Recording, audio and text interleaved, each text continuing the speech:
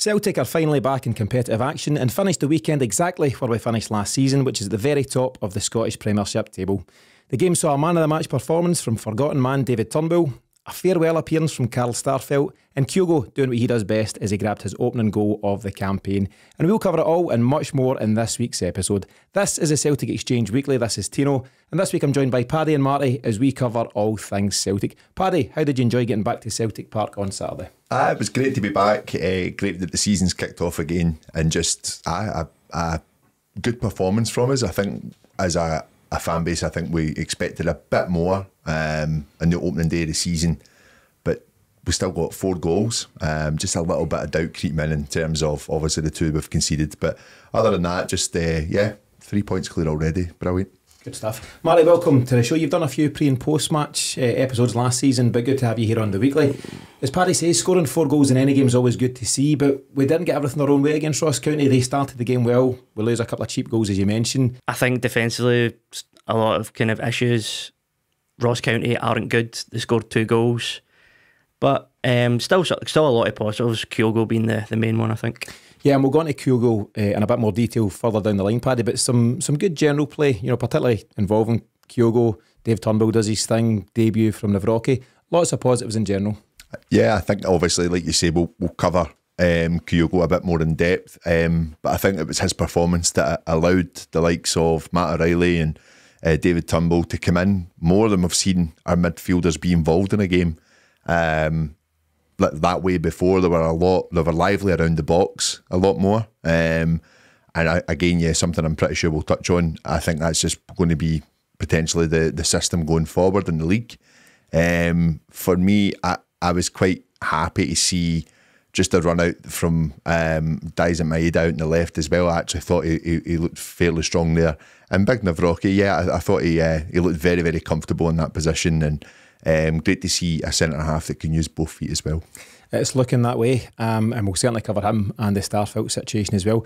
Marty, I know this is a Celtic podcast, but the real bonus ball on Saturday was Rangers dropping points on Matchday 1. Did you have a wee eye on Rugby Park? Yeah, I did, and truth be told, I've not seen anything of them from pre-season, so just being Kilmarnock... I've watched every game. Yeah. Or nearly. Kilmarnock being Kilmarnock, and just first game of the season, I just thought Rangers would have too much for them, but clearly they don't, or they didn't. There's been an unfair comparison thrown about, Paddy.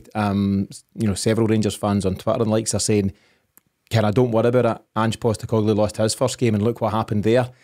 Ange Postecoglou is a bit of an outlier, and it's very easy just to say that.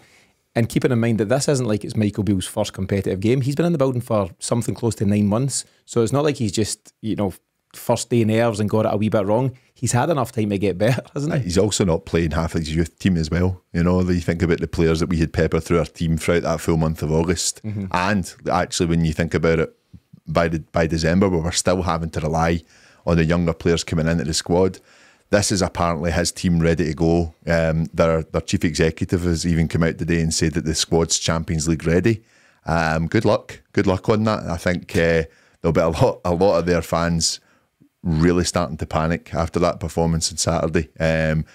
You big up someone like Todd Cantwell and Raskin for like time on time again, basically saying that these are the midfielders that are going to take Scottish football by storm. Didn't even start Cantwell on Saturday, and I just thought they looked very, very disjointed. And I know that it's very early, I get that, I understand that, but there was no change in any of their play, and I think that's something that they noticed about Beale in certain games last season as well. So, as I've said before, I think we take care of our own business and we'll be fine. Yeah, it was lovely to see. A real bonus, as I say. But enough Rangers chat, at least for now. We might get back to it later on, but at least for now. OK, let's take a look at what's coming up in this week's show. David Turnbull was a surprise package on Saturday, and we take a look at what that might mean for Hatate and others as Celtic's midfield all of a sudden becomes a very busy place to be. We then take a look at the imminent departure of Carl Starfelt, a player who's undoubtedly split opinions over the last 2 seasons, despite some incredible stats in a Celtic shirt. Then it's time for this week's Path to Paradise, as the lads try to identify the career path of a well-known ex-Celt. And finally, we close out the show with the return of the listener's question for the new season, with one of our long-term listeners, Danny, highlighting something from Saturday's game for us all to get stuck into.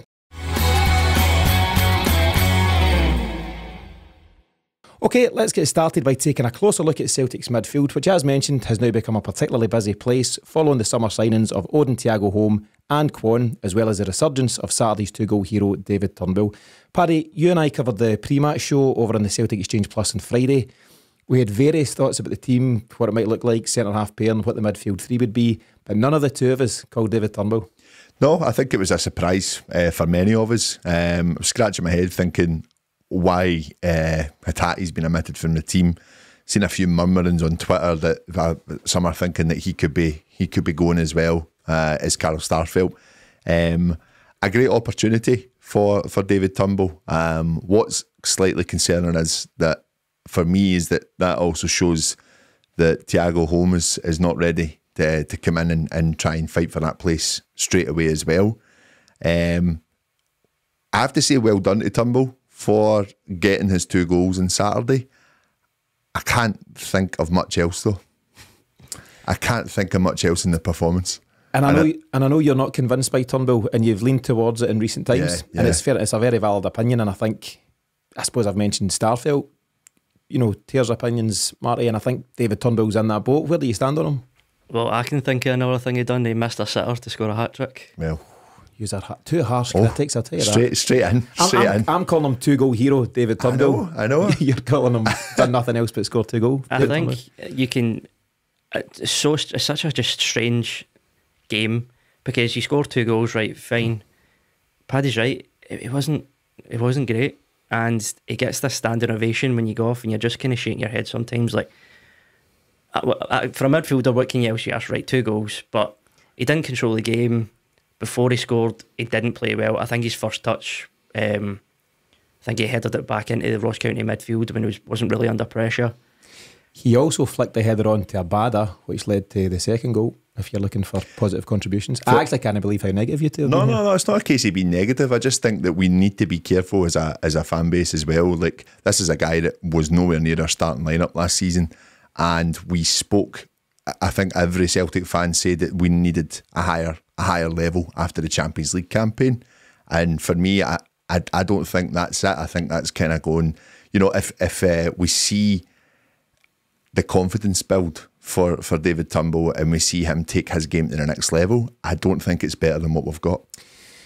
I think for David Turnbull, it's got to be stepping stones. So given that he barely started a game under Ange over the last couple of seasons, so when he gets the nod, so I've spoken a few times, it's all well and good scoring a couple of goals in pre-season, scoring the winner against Bilbao there last Tuesday, but he's got to start doing it, in competitive football, whether it's goals or assists.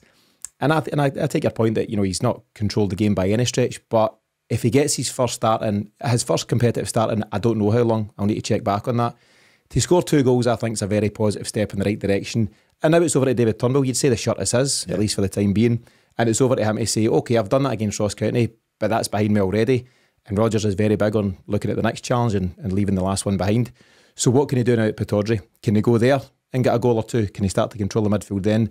And I think at that point you can then start to look at him as a realistic contender to Rio Hatate's shirt. I don't think he's ever going to be a realistic contender. Not having it? I actually think Turnbull's a really good footballer. With the ball at his feet, he's a good passer. As was displayed by the fact he was chosen to hit the penalty. People will say, he's best striker of the ball in the team and all that. Okay, fine. But it's just it's the level at which the play slows down when he's got the ball, and it's just there's a reason why Ange didn't pick him, and I think that was the main reason for it. Nobody would be happier than us and every Celtic fan if he went and kicked on and done really well.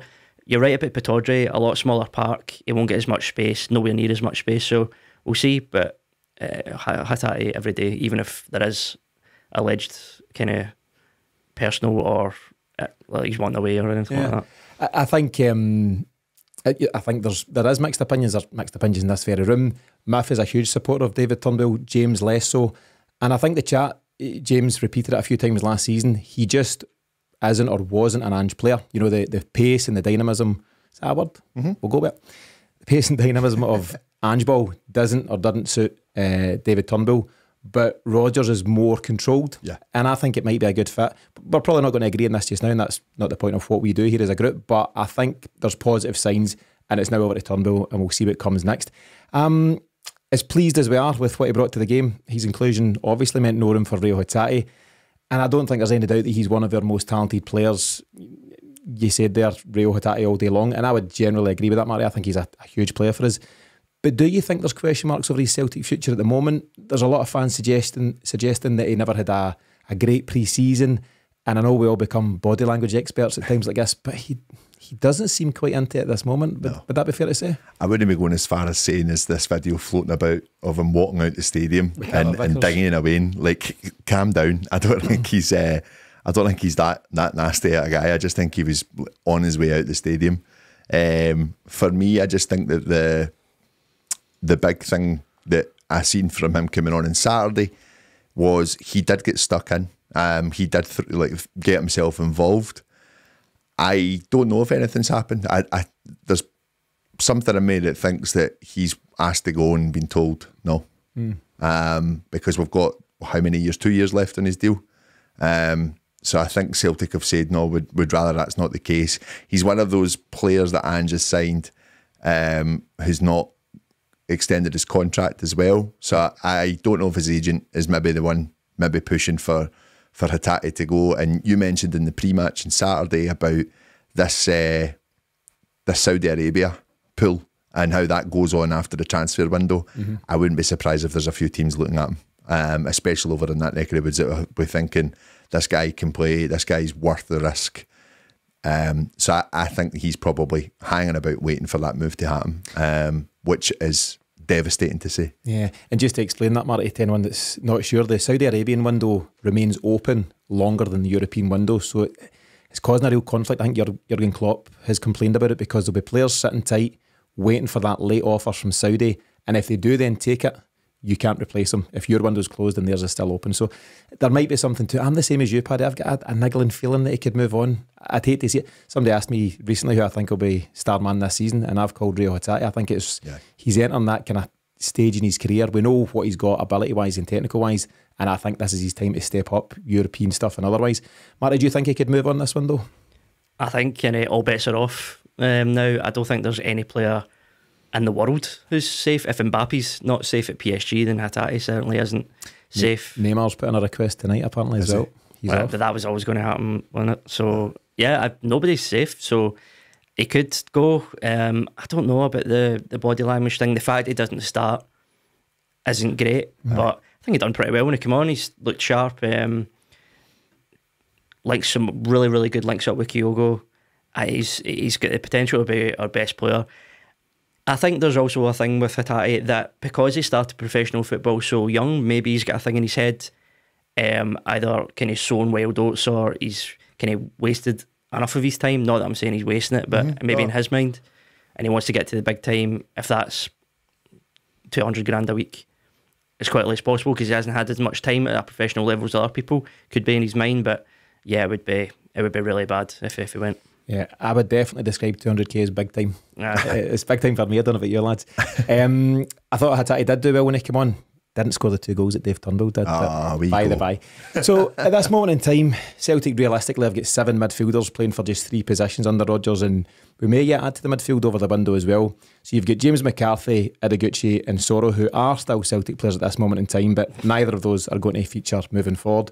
So that leaves 7 in the shape of Callum McGregor, Matt O'Reilly, Rio Hatate, Dave Turnbull, Tomoki Iwata, Kwon and Odin Thiago Holm. Paddy, I said to you the other day, the maths don't work, 7 into 3 doesn't go, and it's going to be hard to keep all of these guys happy and involved, isn't it? It's too bloated. They really need to get it looked at, and I tell you what, like, we're hoping for these signings to start coming in soon. Like, you add the 3 that you mentioned at the start, that's quite a lot of your wages straight away. They need to shift players. They really do. It's all good and going and buying a player that we want at 10, 15 million pounds. But I think it was actually Stevie had said, like, you need to match the wages that come with that as well. And I don't think we're in a position to do that just now. So I would agree that it's bloated, absolutely. But when you look at those 7, who do you move on? It's not Callum McGregor. You hope it's not Matt O'Reilly or Rio, and I hope it's not Dave Turnbull. Kwon's just in the door and Thiago Holm's in the door. So, Tomoki Iwata just signed back in January, but is he already surplus to requirements? For me, I think so. I was never a fan in midfield, and I'm definitely not a fan at right back. So he would be the one if you were going to move them on. I think he's just he can be a bit too casual. It's very, very simple, and sometimes that's good. Like really, really short passes and stuff. But when you want to get the ball up the park, he's just a wee bit kind of languishing in possession a bit too long. So if he did move on, I wouldn't care really. Yeah, I liked what I seen of him in his cameos, Paddy. So after he came in January, he came on a couple of times for Callum McGregor, or came on and let McGregor move further forward, and I thought he was really effective. He's a powerful boy. He's a real solid man, but I just thought he looked lively around the park, and I thought he added something that's now kind of disappeared. And yeah, he's only slotted in at right back to cover a gap there in the absence of Johnson and Ralston at the time, but right now he's right at the back of the queue of those 7 players I mentioned. He is, and I still think that, given we've only signed him in January, I still think he's got that time to still be a part of the squad, not so much the first 11, the squad, that he maybe gets in and involved in certain games when it's 2 fixtures a week. I still think that he will be given an opportunity,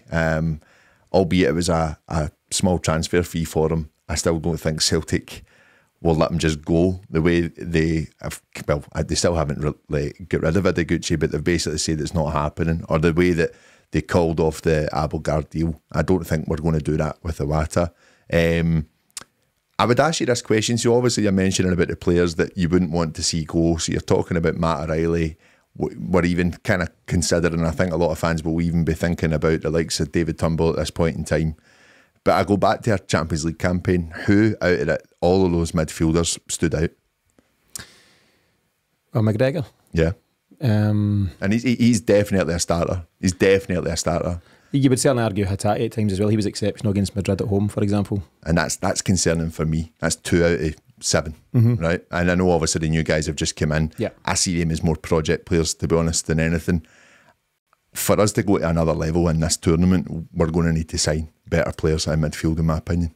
And that kind of chat comes up time after time, Marty. We speak about, and again, James is big on this, levelling up for Champions League. So we know where we're at domestically. If Celtic didn't sign another player this window, I think you'd still fancy yourself strongly to go on and do well domestically. But in terms of Europe, we're not ready. And I think we're a few key signings away. Would you agree with that? Is that where you are? Oh, we are in big trouble if we go into the Champions League with a starting 11 like that for the weekend. Really big trouble. I agree with you. Yeah. But you brought some startling negativity so far. What did you think I was going to bring? Who do you like, Matty? Who do you enjoy in the midfield or otherwise? I think Paddy's right. I think McGregor and Hatate. I actually do agree with it. I still think we need another centre mid. They are project players. Out of any of those guys, I like O'Reilly, and I thought it was him and Kyogo were probably the best players on Saturday. Some absolutely beautiful touches between the two of them and O'Reilly. The link-up play, but I would still like a powerhouse kind of in there, just to kind of take the ball out of the park and maybe a bit box to box. Because if we've got McGregor sitting, I would like that, and I don't really think any of those guys really match that. Not seen Thiago or Kwon, but I think we can all agree Kwon's going to be an anchor man, like a holding midfielder. Thiago might be that. Looks really, really slight, so I don't think he's going to be that. I would like another midfielder in. And it leads us to the next question, Paddy. So we know the window's still got about 3 weeks left to run. We've discussed often enough now about the potential need for goalkeeper, left back, maybe a winger I know you're keen on, maybe a striker.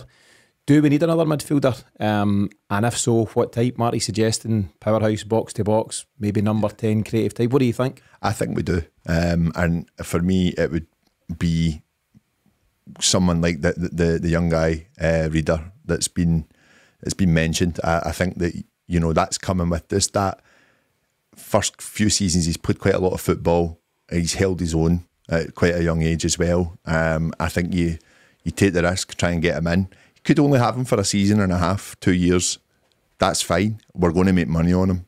If he comes in and hits the ground running, the club will evidently, the way the project's been going for him lately, they will make money on him down the other side. I get that it's very difficult for us to do it though, and that's my big concern is we've got too many. We're still dealing with the Lennon effect almost, where Alexis Sorrow and a Yeti still floating about. It's wild. It would be a big outlay for somebody like, is it Reader or Ryder? We'll find out. Aye. We'll find out. Somebody will tell us how wrong we are. It'd be a big outlay, but that's our Celtic going to speculate to accumulate. Rodgers has spoken last week about the transfer policy in general, and he said we're not going to sign somebody for 15, 20 million. He seems to be around about that, maybe a wee bit less than 15, somewhere between 10 and 15. So whether we, break the bank for something like that remains to be seen. Marty, do you think we miss the creativity offered by someone like Aaron Moy? He's very quickly become the forgotten man. He's just moved on, and we wished him all the best a week or two ago, but do we miss that creativity? Do we need someone of that nature? I think if you're sitting here desperately missing Moy, then there's probably something a bit wrong. I liked Moy, but he done a job, and at times he was really good, at times he wasn't. Aye. So I think if you're missing him, there's enough there that when we don't really miss him, I don't think. Do we have that? I know he was good in spells and not in others, but when he was good, do we have somebody to match up to that in the current squad? Do we have that guy that can unlock defences and find the pass that he could at times? I think O'Reilly and Hatate are more than capable, and McGregor, depending on where he ends up on the pitch, because obviously he's a sitting midfielder, but whenever Celtic are at home, he's usually in and about the box or outside, just try to pick passes out. So yeah, I don't think we'll miss him that much. Fair point. Paddy, we've mentioned Matt O'Reilly briefly a couple of times here, and he seems to be in a really good place at this moment in time. I really enjoyed his interview with David Turnbull, if you've seen it. David Turnbull's getting man of the match for only his 2 goals. And Matt O'Reilly's presenting it. And at one point, David Turnbull, I think he's asked a question about, the frustrations of not playing much football in the last year and a half. And O'Reilly kind of chips in, he comes in off mic and said, this guy should have been playing more. He's got too much quality to sit on the bench. And despite the fact that he wasn't playing last year, he just got his head down and he worked hard and he deserved more of a chance. At the time watching it, I felt it was a dig at Ange. I know people have speculated, don't know what you lads think as well, but I think it's a real, regardless if it is or not, it's a real good teammate to go there live on Sky or whatever and just big up your mate who's next to you. And you'd forget that the age difference. I think O'Reilly's just turned 22 maybe, and Turnbull's 24, 25. So it's not like O'Reilly's 29 speaking about the young kid. He's just shown a bit of a maturity beyond his years, and he could flourish under Brendan Rodgers, couldn't he? He could. I would like to see that. I'd like to see all the players do well that we have on our books at the moment. I think with O'Reilly, there's a definite driver in the team. I think domestically, absolutely fine. I'd like to see how he goes and takes what seems to be a good pre-season from him, and a good start to the season with his goal yesterday as well. Saturday. I would really like to see him, take this performance, take the games with the scruff of the neck. There's a couple of times against Rangers when he was playing in McGregor's position, he'd done that and he'd done it pretty well. And I wonder, we're obviously looking at tinkering stuff in order to maybe bring McGregor that little bit further forward.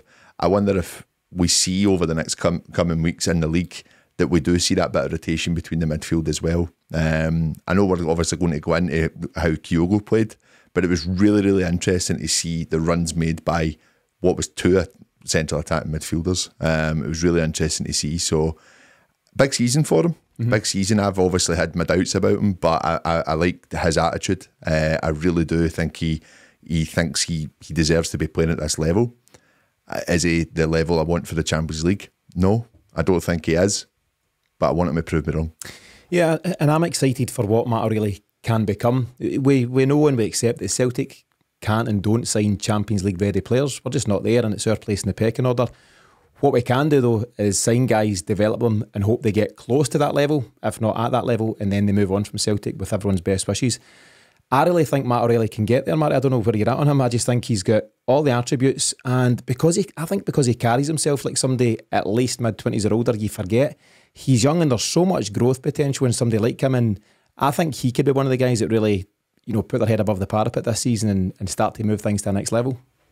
I think he's definitely got the potential. There's always going to be, I'm kind of in the middle, because I do think if we did start with the midfield as McGregor, Hatate and O'Reilly in the Champions League, I don't think it would be a total disaster. I would want a little bit better, but there's no reason why O'Reilly can't go on and become a really, really important player. He has got an absolutely wonderful first touch, and me and Paddy were actually arguing about this on Saturday. Like, I think he's probably our best player in really tight areas. Yeah.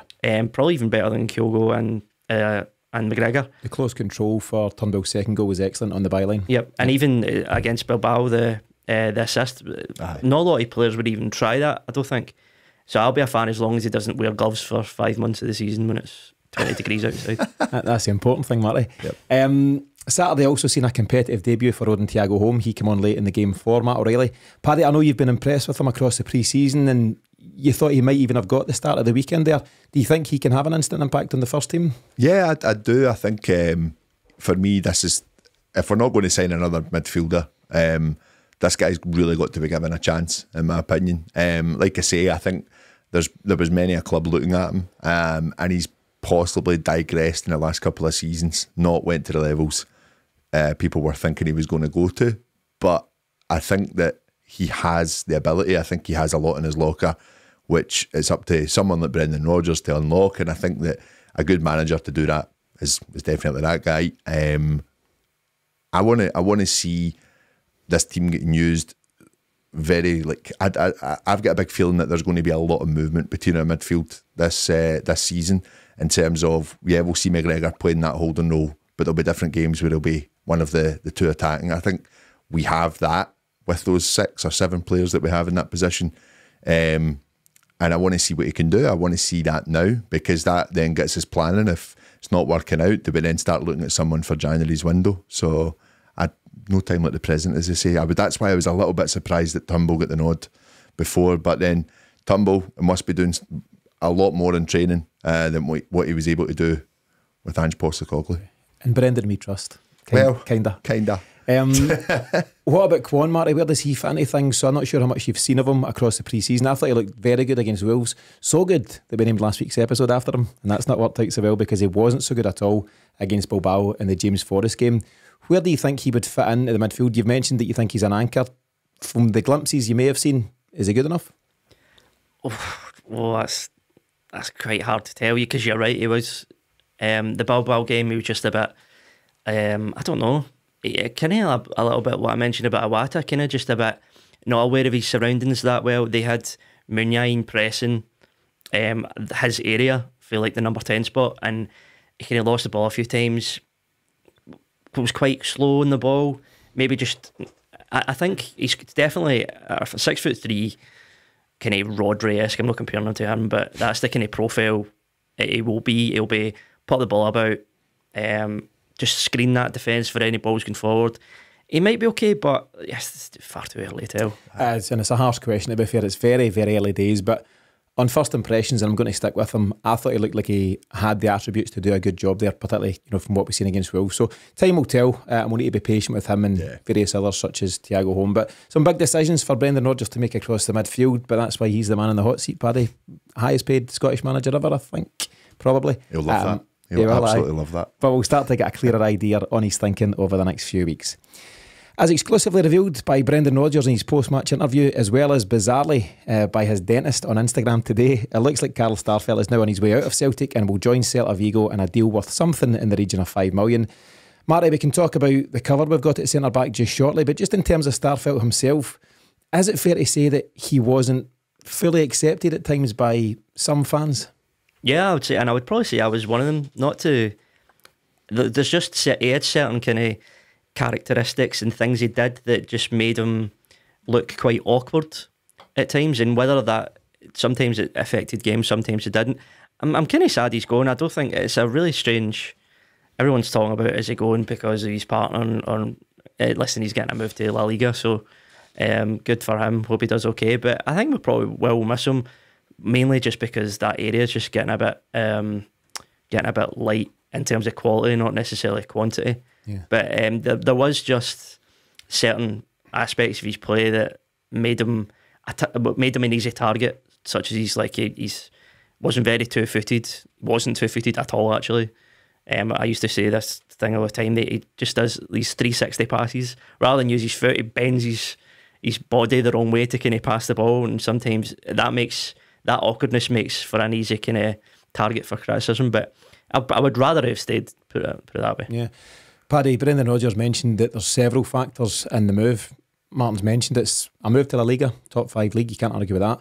Rodgers says the economics involved also make it difficult, so he must be getting offered a decent salary. And yeah, it's quite high profile. His partner, Jacinta, who left Celtic's women's team, is now in Portugal with Sporting Lisbon, so he would be far closer to her. So I think it all comes into play. He's 20 years of age. I think he turned 28 in June there. So from his point of view, you can see why he's making the move.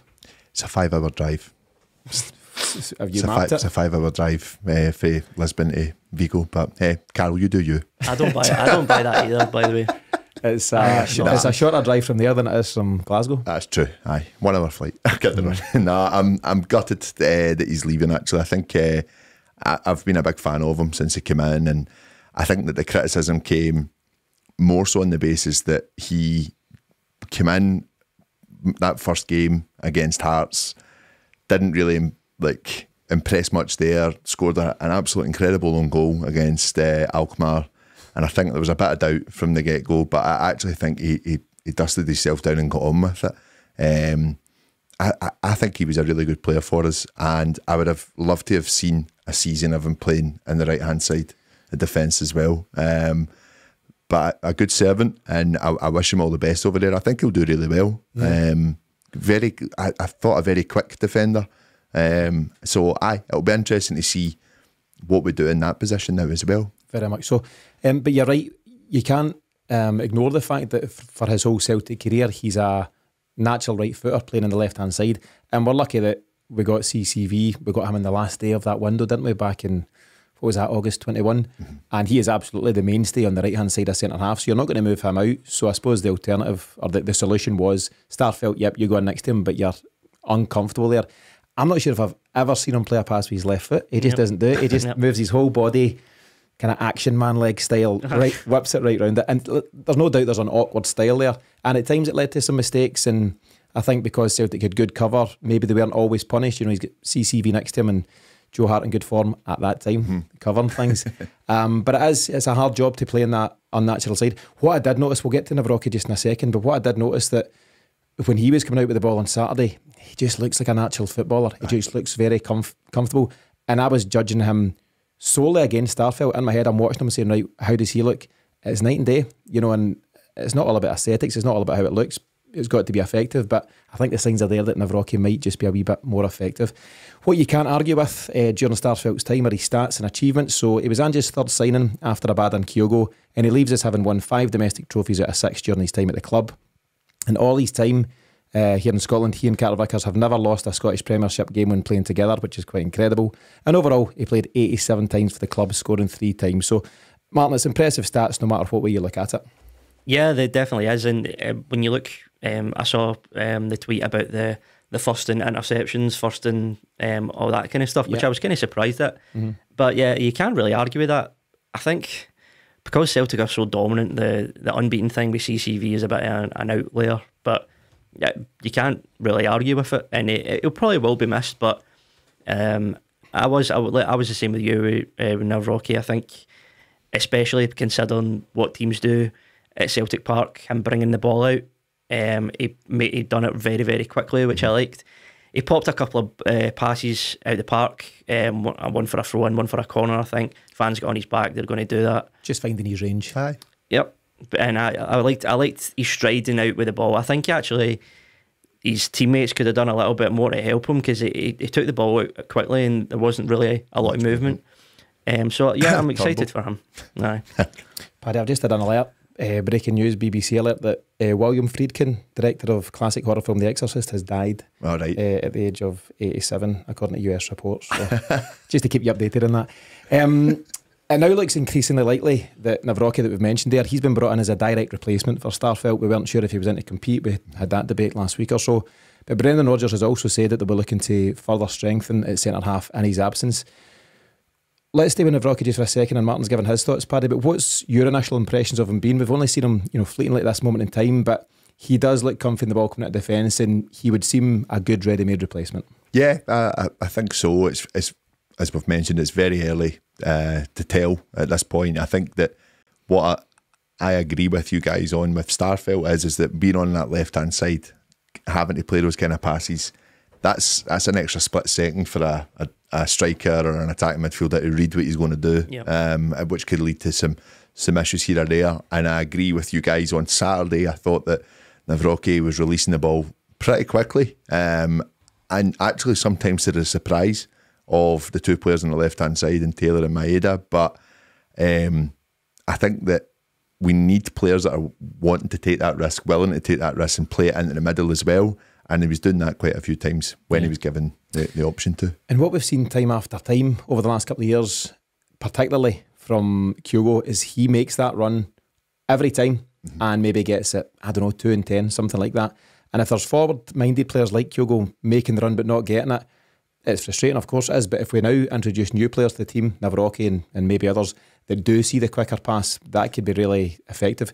We've seen the move, we've spoken already that we'll get to the Kyogo stuff, but we've seen the move that Carter Vickers plays right through the lines from centre half to Kyogo to create that opportunity for Matt O'Reilly, and there's maybe just going to be a wee bit more of that this season. Where do we think we are with others at centre half? So there's definitely quantity, but maybe not so much quality as you mentioned, Martin. Do Liam Scales, Stephen Welsh, Yuki Kobayashi, do they provide us with the level of cover that we require at the moment? Celtic play a lot of games, obviously, and Ange was kind of noted for not really changing anything at all, even in the League Cup. So we have got a really bloated squad, but I think we'll see a lot more rotation. If we do have Kobayashi starting a League Cup game away at Kilmarnock, I'm not going to throw my season ticket in the park, but I would certainly like some improvements. I think Kobayashi's just a bit, I don't know. I think if he was right-footed, he probably wouldn't have been signed. I know what you mean. There was a lot to be said for the fact that he was a left-footed ball player. I put him in the same bracket as Iwata, Paddy. I think he's still got to be given time.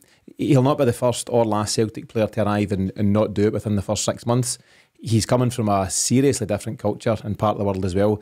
And I think him and a few others definitely need the chance to prove themselves or not over the course of a season. I agree with you. I just wonder where his head's at after the obviously just getting bombed out the team last season effectively. I wonder if Ange has done that almost to protect him a little bit as well. Like you say, coming over, having to try and settle in, try and learn this kind of style of football that we play, and get used to the physicality, which we've seen that he's not anywhere near at that requirement yet. So again, this is great projects for Brendan Rodgers, but I agree with Martin in the sense that yeah, okay, maybe a League Cup game here or there, but we need to remember that last year, out of no thought, obviously no choice of our own, we ended up with Stephen Welsh and Maurice Jens in some of our biggest games in the Champions League. Yep. So we need to be ready, we really do. And I know that it's going to be impossible to keep 4 starters happy and rotate them throughout the year. We're not going to be able to do that, but I still think we need a higher level than what we have. Be interesting to see what level of centre-half they bring in. Do they bring in just a cover kind of guy or somebody who's genuinely going to compete? There's a lot of chat today about Scott McKenna. What would your thoughts be on that? Next question on my list, Paddy. Okay. I'll get to him in just a second, actually, because just to finish on Kobayashi, you said you weren't sure where his head will be at after, you're right, getting bombed out the team last season. I suppose therein lies a challenge. If you want to be a Celtic player, you need to have a strong mentality. Oh, yeah. And I know that sounds harsh, and you can't just switch that on and off, but these guys need to be prepared for sometimes over-the-top criticism that comes our way. You could argue that we're over the top at times, and certainly some other fans can be particularly harsh, but it's just life in Glasgow. If you're not first, you're last, and all these kind of things. So he'll need to be prepared for things like that, and he'll need to show a resilience and that he can bounce back from being bombed out the squad. There's a number of Ange signings who hit the ground running: Kyogo, Jota, CCV, all of those guys. Some guys don't and some guys won't, but it's how you come back that really proves what you're worth. So we'll need to see how that goes for Kobayashi. Yes, Scott McKenna next on the list. So what about the Scott McKenna rumours and now Harry Souttar rumours? Big Gers fan as well. Are you entertaining any of those two guys? I think McKenna would certainly be of the level of competing with Navrocki and CCV, and he's definitely going to be better than Kobayashi and Welsh and Scales. I think that it would be really useful at set pieces, things like that. In terms of the way we play, I'm not too sure. I didn't want him when Rodgers wanted him the first time, and just because he played in the Premier League that's not a guarantee that he's going to come up here and stroll it. That Notts Forest team were, sorry, Nottingham Forest, can't say Notts Forest, can you? No. They just, there's times, I think he actually went out of the team and they went on a run, I think, which ultimately saved them. Somebody might tell me if I'm wrong, but I wouldn't. It would probably depend on the finances of the deal. I wouldn't overpay for him. If we could get a good deal, I wouldn't. I probably wouldn't mind. I think I'd probably rather him than Souttar. I didn't like. Not a fan of both Soutars, but I would probably rather McKenna, but a wee bit of lack of imagination. I don't know, but does signing someone like Kobayashi, that's kind of a bit too far to the other side. So it's a tough one. Like if it was a good deal, I wouldn't mind it, but I wouldn't overpay. I'm the same. I think he's a decent big player, but I wouldn't break the bank for him. And I'd be more inclined, Paddy, if it were a straight choice, I'd be more inclined to break the bank for a high quality left back. I would see that as more priority. But between McKenna, Souttar, and any other rumours you might have heard of, any thoughts? I think I agree with you guys on this one. I don't think we will break the bank on them, to be honest. I think that Carter Vickers and Navrocki, your two starting centre halves, they're going to be on the team sheet every single week.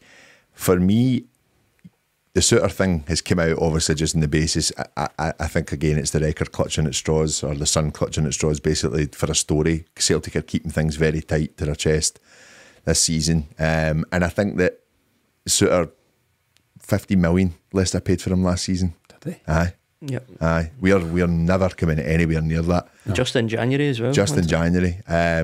McKenna, possibly. I think Celtic would be very clever to try and get them on loans. If we were going to do any business with that at all, we'd try and get a loan deal. But again, your parent club would want your player playing. So it's a difficult one. I didn't realise that was the door for Harry Souttar, 15 million. Yep. I seen him in the World Cup for Australia and I thought he'd done fairly well. He did. He did a good tournament. But as you say, it's an easy one to try and put two and two together because he played at Leicester. They've now fallen in the Championship, and could you maybe steal him on the cheap? But no, it would sound, if those are the figures involved, that Leicester would want to recoup most of that. And I don't think Celtic could or should pay that. Anyway, back to Carl Starfelt. So if his move goes ahead, and it looks very likely, but we do wish him all the very best. Very committed player. He gave his all every time he pulled on the jersey, so good luck to him out in Spain.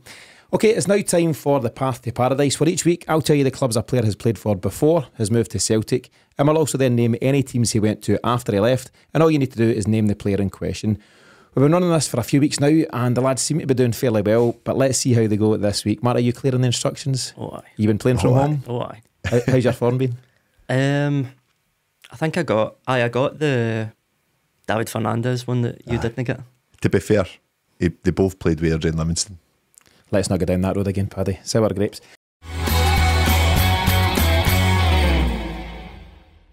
Okay, are you ready for this week's Path to Paradise? Always. Okay, here we go. Auxerre, Rennes, Paris Saint-Germain, Celtic, Hearts. Have a wee think, and in the meantime, here's a reminder of several good reasons to join us over at the Celtic Exchange Plus this season. While the guys are trying to figure that one out, I want to remind you that now's the time to go all in on the new season by signing up for all of the additional content we provide listeners over on the Celtic Exchange Plus. At the Celtic Exchange Plus, you can enjoy extra episodes from us throughout the week, with pre- and post-match podcasts for every Celtic game, as well as bonus episodes with ex-players, coaches, journalists and much more. In addition, you'll also get early access to our weekly show ahead of its general release, and you can also listen to all of our episodes completely ad-free. You can test the water right now at absolutely no cost by starting your free 7-day trial at thecelticexchange.com. And if you like what you're hearing, you can then enjoy everything we offer from just $3.75 a month if choosing the annual subscription option. Go all in on Celtic this season with the Celtic Exchange Plus to ensure you don't miss any of the action as the treble champions of Scotland go all out to defend their trophies. Get started in less than 2 minutes at thecelticexchange.com, and we'll see you on the other side. I think Paddy's got it, Marty, but I'd like to ask you to put forward a guess. Have you got anything? Oh, God. I'm just trying to think of what PSG era it is, because it's kind of a lot of different eras. It's not PSG. PSG is in the modern one. Right, okay. But I'm just trying to say Celtic to Hearts. Give us it, Paddy. Is 100% correct. Oh, Marty, I man. thought you'd shine. This was your man. moment, but no luck. What do you think of the format of that in general? So, do you prefer it to the Mystery Cell? I was going to say, do you find it easier? Clearly not. Well, no, I do not General. prefer it at this moment in time. No, but we'll see if you get the next few correct. But yeah, the answer is correct from Paddy, and we'll have that beeped out for anyone else playing it at home. Okay, let's now return to our listeners' question feature with a brand new question for the brand new season. This week's question comes from long-time listener and supporter of the show, Danny McGee from Monaghan. So thanks to Danny for sending this one in. Let's hear the question now. Hi Tino and boys, good to have the Celtic exchange back for another season. I was just looking at the game on Saturday and couldn't help but notice Kyogo's movements were slightly different from last season under Ange. He seemed to be playing a little bit deeper rather than his usual being on the shoulder of the defender, or usually the centre half. Obviously, we've seen the benefit of that, especially at the weekend, especially with that wonderful assist from Matt O'Reilly and that play with through to David Turnbull, I think, who missed. I was just wondering what your thoughts on this, whether you think this is something that Brendan Rodgers has seen in the player over the summer in the training ground, or whether it's just the way the game evolved on that day. So I'd be interested in your thoughts. Okay, thanks lads, bye. So what about it, Paddy? Do you see this as a deliberate ploy by Rodgers to see Kyogo dropping deeper to link up the play? I do. I think it'll be one of many. I was really intrigued to see it in motion. I think that they maybe took the first half just to try and get a feel for it against Ross County. But I really seen it come into play in the second half. And it was... Again, we Stevie had mentioned about Kyogo. He believed that he should have been man of the match on Saturday, and I think he had an argument for that. Definitely, he was then saying, "I really like how he's dropped into the false nine." And I remember we were having this discussion maybe end of last season. We were just talking about how important it is to have him around the box and how he is just going to be that natural goal scorer. I think this was very exciting. I really do. I agree, and I never thought I'd be there, because I was very strong on the fact that just don't take Kyogo out the box, keep him in and around the box, because he is lethal. He scores goals when he shouldn't. I don't know how it all plays out with XG, but there's opportunities that come to him which are barely opportunities for other players, but he turns them into goals. And I'm basing keeping him in the box on the fact that on occasion at Celtic we've seen him out in the wings, and it does not work at all. We got it the very first time we played Rangers when Edward was still part of the club, and we had Odin Edward in the 9 and Kyogo out in the left wing. He barely got involved. He also came on against Hearts in his Scottish Premiership debut that day that Starfelt debuted. We get beat 2-1. John Souttar scored against Scott Bain, mind you, so it doesn't count. And Kyogo was out wide that night when he came on, and he just barely impacted things at all. So from that point of view, Martin, I've thought, just don't take Kyogo out the box. It's just not his thing. That's his natural territory, and let's not move him from there. Now, though, instead of moving out the way to the wings, he's dropping 10, 15, sometimes 20 yards deeper. And we've only just seen it in real effect on Saturday, but it was effective.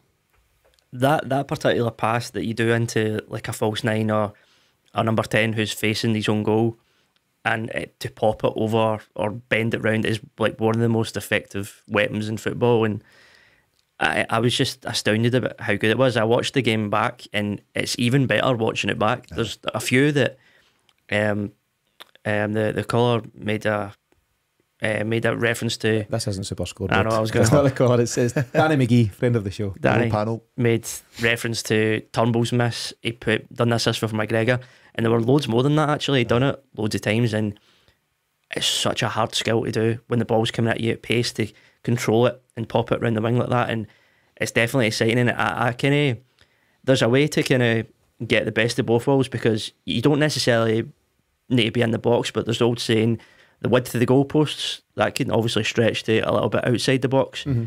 And he's in those central territories, and I thought it was wonderful. And I think that Maeda in particular is a really, really good foil for that, for just because of his sprint and runs in behind. And I think that could be a pretty exciting duel going forward. I agree. Those runs in behind, I referenced third man running, and I know a guy at home that'll be laughing at this just now. I think it's such an effective part of football, because it's almost impossible to mark.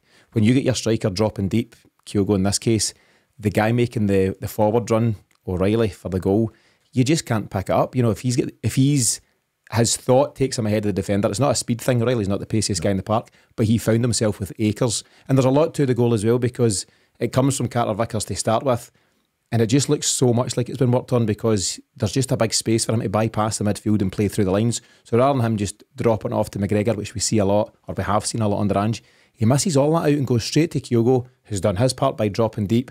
But it's one thing dropping deep, Marty. The other thing is the technique that you've mentioned, to put it around the corner.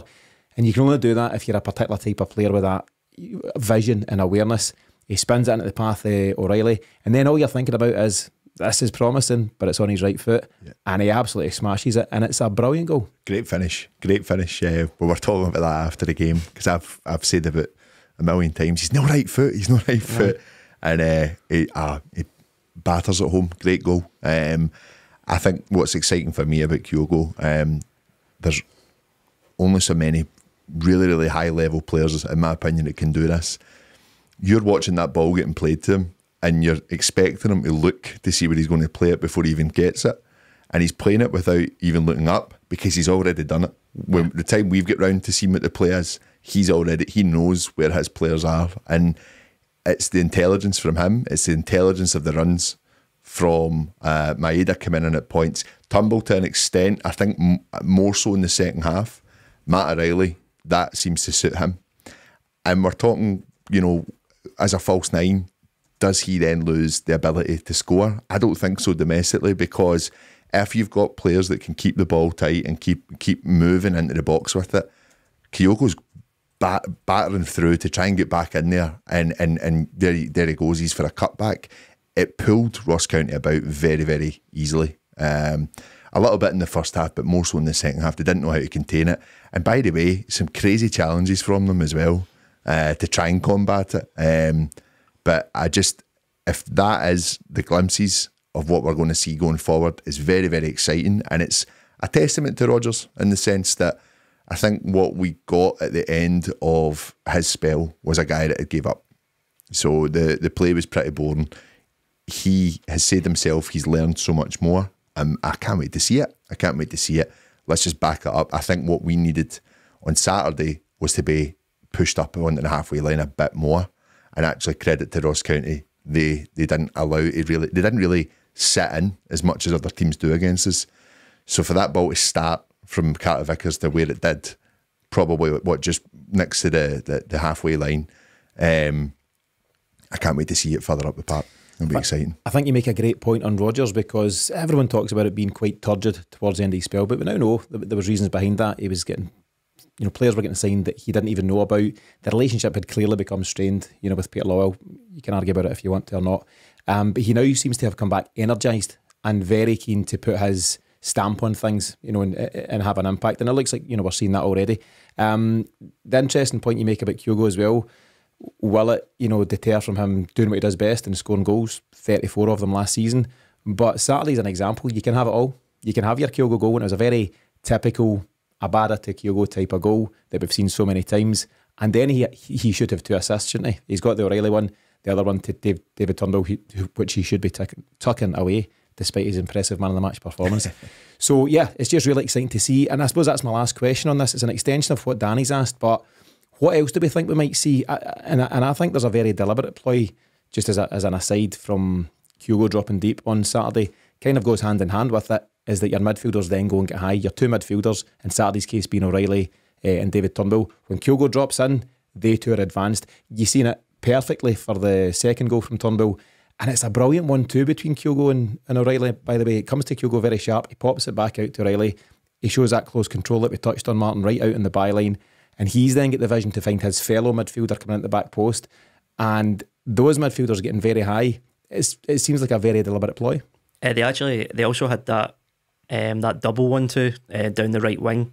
I think it was Abada or Maeda. I think it was maybe Maeda. Maeda was out after the right. he switched over. Aye. So they done a double 1-2, and Maeda just he just had it a bit too early, instead of using his pace to just go in. Mm-hmm. But that's absolutely impossible to defend against.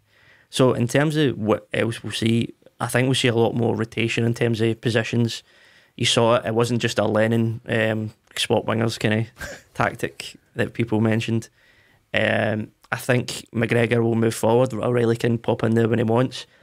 Hatate maybe not so much, but I think we'll see, just because you kind of need to at Celtic Park with just the way teams play. You're right, Ross County came out a bit, but for the most part they're going to be camped in their own half. And you're right in the Champions League as well. If Kyogo's going to be isolated the way he was in the Champions League, then having him come in as a number 10 for an extra body is only going to be beneficial.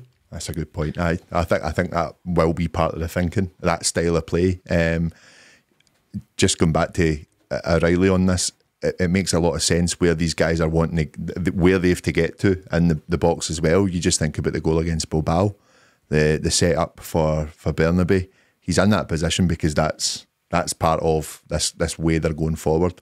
I think there'll be a few different kind of trends that we'll see. I would be very interested to see if we look at Bernabei in the next game as well. Maybe not so much Pittodrie, but the next home game. I think it's in the squad. I know. I was surprised at that.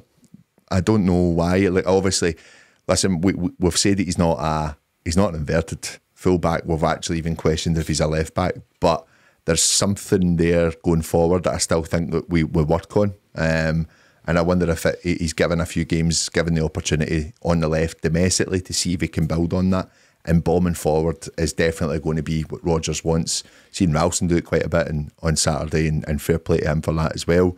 It'll be interesting to see the different kind of styles that he will bring into this team.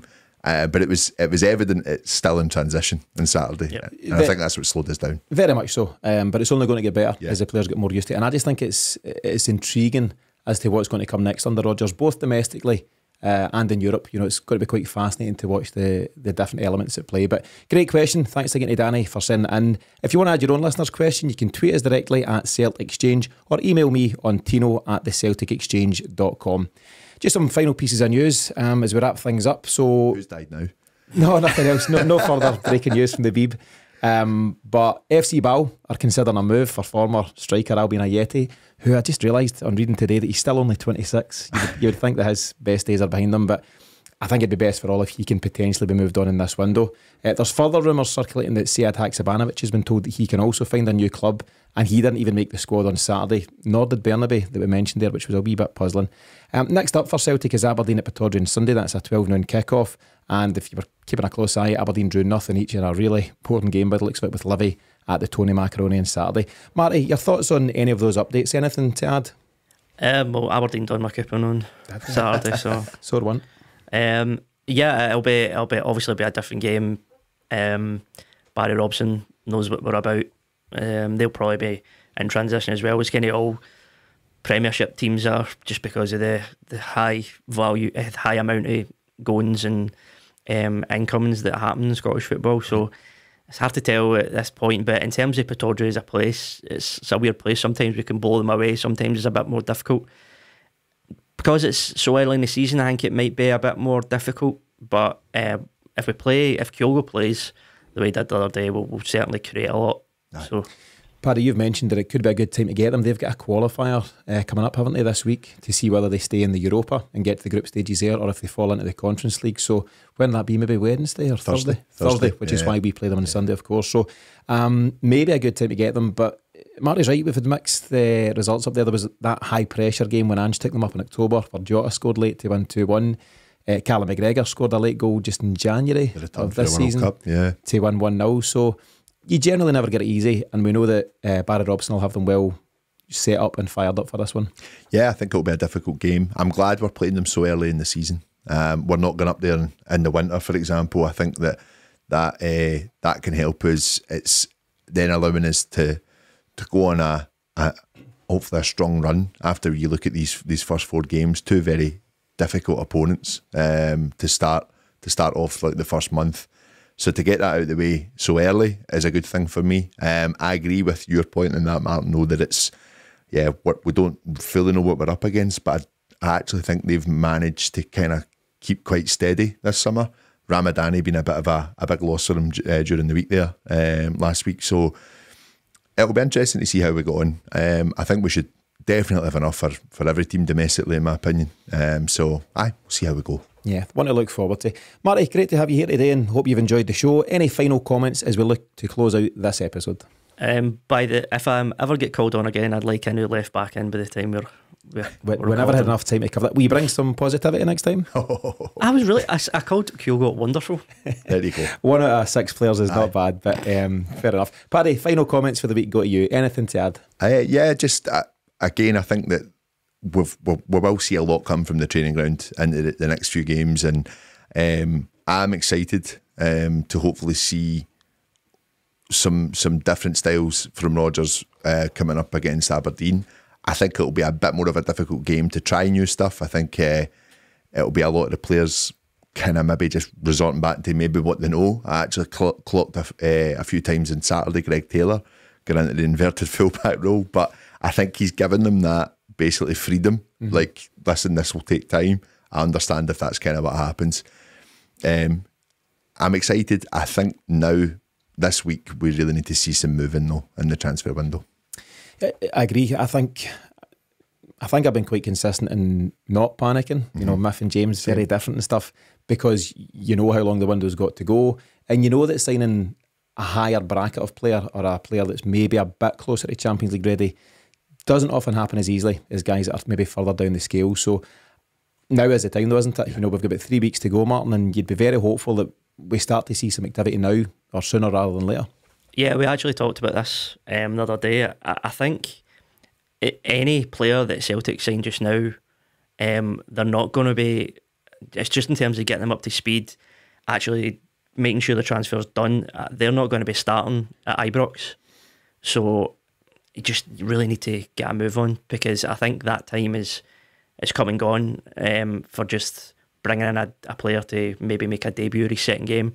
Not all of them will be like Johnson and just take it in their stride. So just, get a move on. Yeah, and it's something that had to happen under Ange, didn't it, with the rebuild? But hopefully there's a bit more flexibility with Rodgers bringing guys in and then getting them fully up to speed as part of the squad. But as we've touched on there, exciting times ahead, intriguing times ahead, and loads to look forward to. So that wraps things up on this latest episode of the Celtic Exchange Weekly. Thanks to Paddy and Marty for joining me today, and as always, our thanks to you for tuning in. Don't forget to visit thecelticexchange.com to start your free trial of the Celtic Exchange Plus if you haven't already done so. And once you have, you can then listen in again on Friday as we bring you the pre-match show for the Aberdeen game. In the meantime, thanks for listening, and we'll be back with the Celtic Exchange Weekly this time next week.